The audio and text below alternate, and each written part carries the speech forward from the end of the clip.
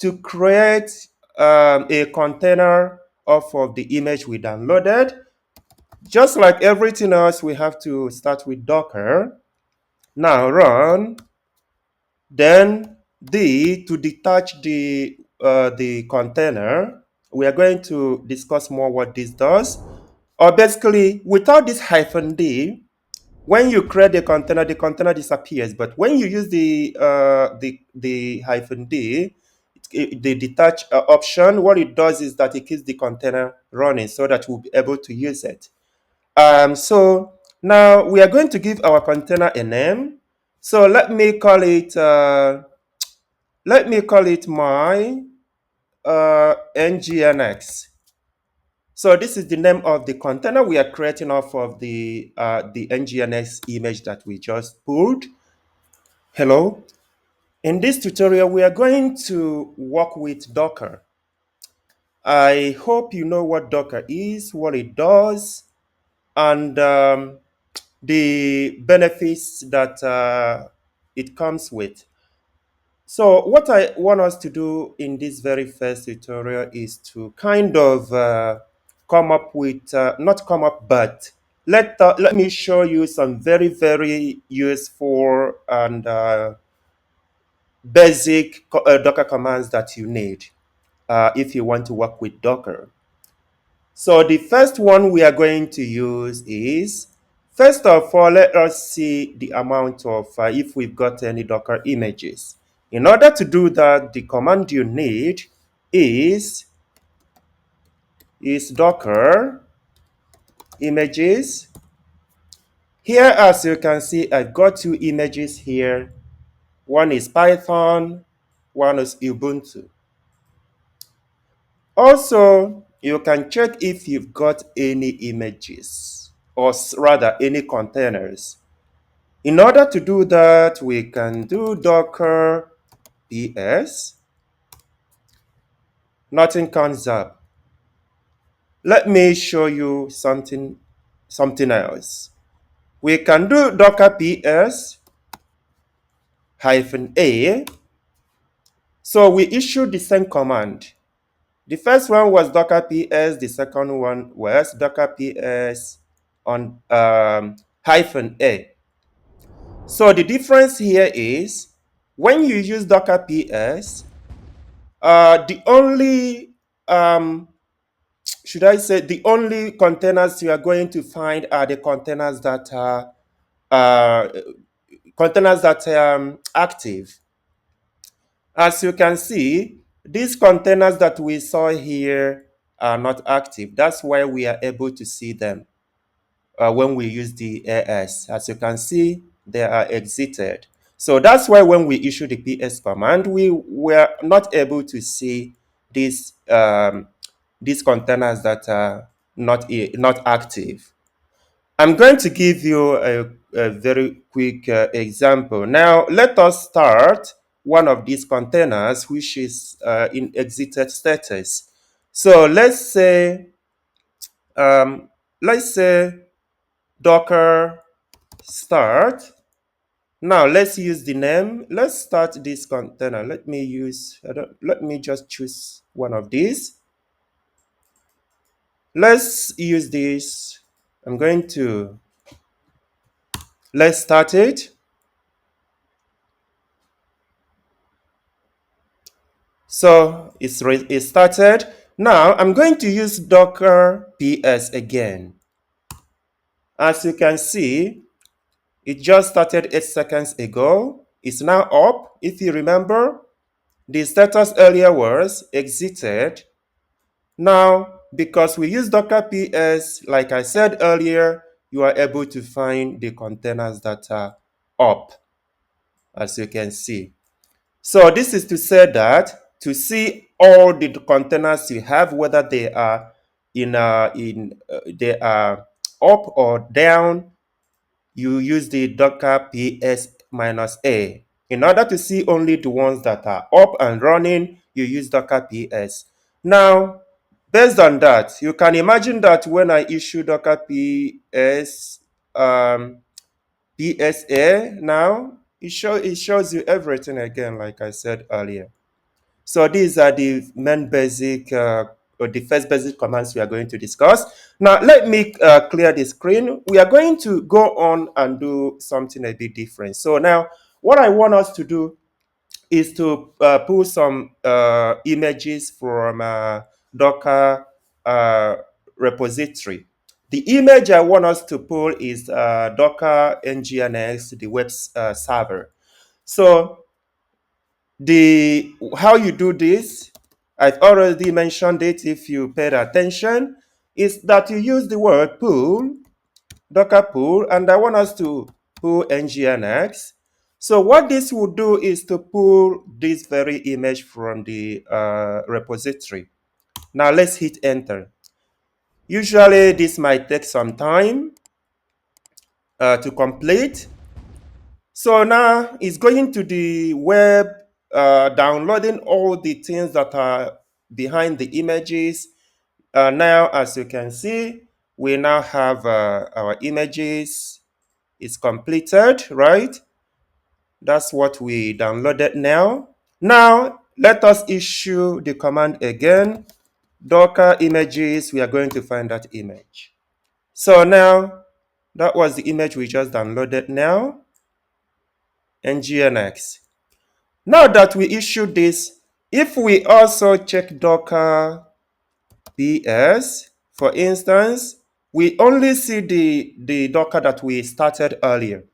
If we show Docker PS-A, we only see the containers we had earlier.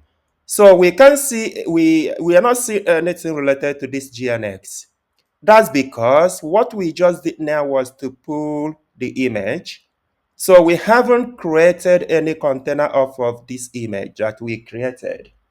So what we are going to do now is to create a container off of this image, nginx image. Let me clear the screen again. The command to create a container off of the image we downloaded, just like everything else, we have to start with Docker. Now run, then to detach the container, we are going to discuss more what this does. Or basically, without this -d, when you create the container disappears. But when you use the -d, the detach option, what it does is that it keeps the container running so that we'll be able to use it. So now we are going to give our container a name. So let me call it my nginx. So this is the name of the container we are creating off of the nginx image that we just pulled. Now the nginx, this is the name of the image. Now we can add something like here, like latest, or you can add whatever you want. The latest, this is the tag, so to say. So with this tag, you will be able to reference the image that you created. So this is useful for version control, for instance. So let me so again, this is the obvious command. Then we're using run, we're using the detach, and then name my nginx. This is the name I want it to have. You can give it whatever name you want. So this is the actual image and the tag, right? So let us hit enter. Wow. This long thing you find here is actually the name of the image that we just created now.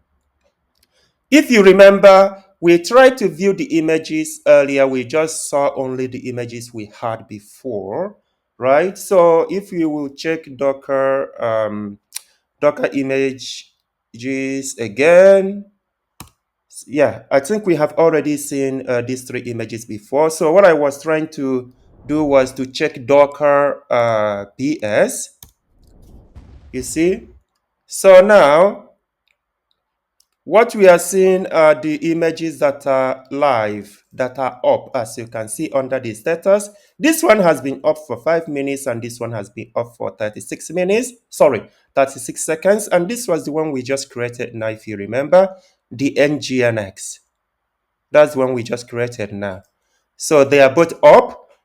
Again, if we wanted to see all, including the ones that are down, you use PA. Now, as you can see, we've got three different containers here, right? So now that we have pulled the images and then created a container, our container is now working. So what we can do now, let me go back and issue this command again. Let me use the PS. Let's see the two containers that we have. So we are going to introduce new commands. Now, these two commands, or rather these two containers are up. What we can do, we can stop them. Or before we try to stop, let's do this. So let's say docker remove. Now, what I want us to do is to remove this image, that this container that we just created. Let's try to remove it. You see, we got an error here. Cannot remove container this should be actually my nginx. Anyway, so the container is running. So I just introduced a new command here, which is remove. We wanted to remove this container we just created now. But as you can see, the container is up and running, so it's not possible to remove it. Before you remove, before you are able to remove a container, you have to stop it. So that brings us to a different command, which is docker stop. Docker stop. So now let us see the our what we've got. Now, as you can see, we have stopped the nginx. It's not appearing anymore. We can only find it if we use this very command. Now you can see we've still got all our containers, just that only one is up and running, right? So that was the command I wanted to introduce us to.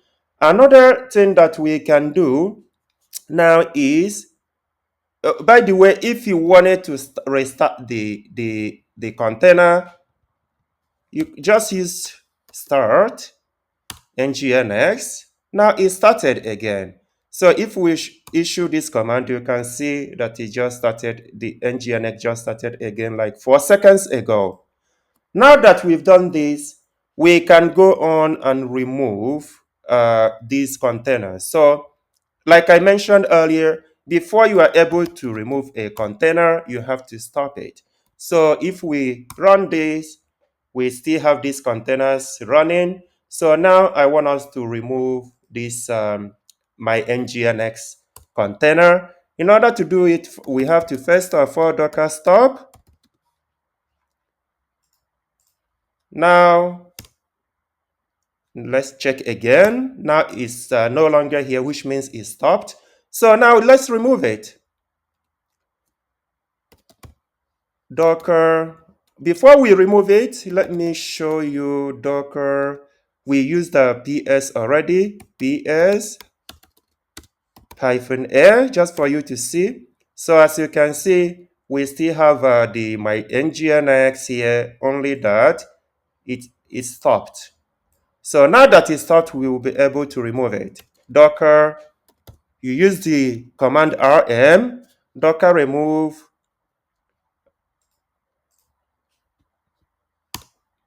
Now it's removed. So if we should run this command again, as you can see, we do not have it anymore. Now we are back to the two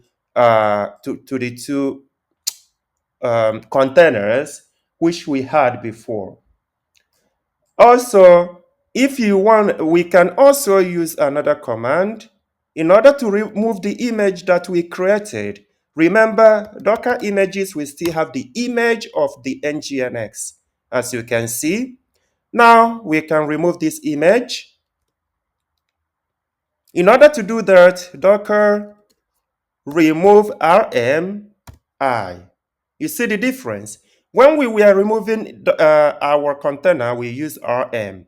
But removing our image, we use rmi, remove image. Now, the image we want to remove is nginx. You see? So now, the image has been deleted, as you can see. It means that if we are to check our images again, as you can see, the nginx is no longer there, right? So these are very, very important Docker commands that you need to know. In our subsequent videos, we are going to introduce more commands. I'll do more things that are even more interesting. I hope this video has been helpful. If so, can I ask you to subscribe, to like, and to share? Thank you.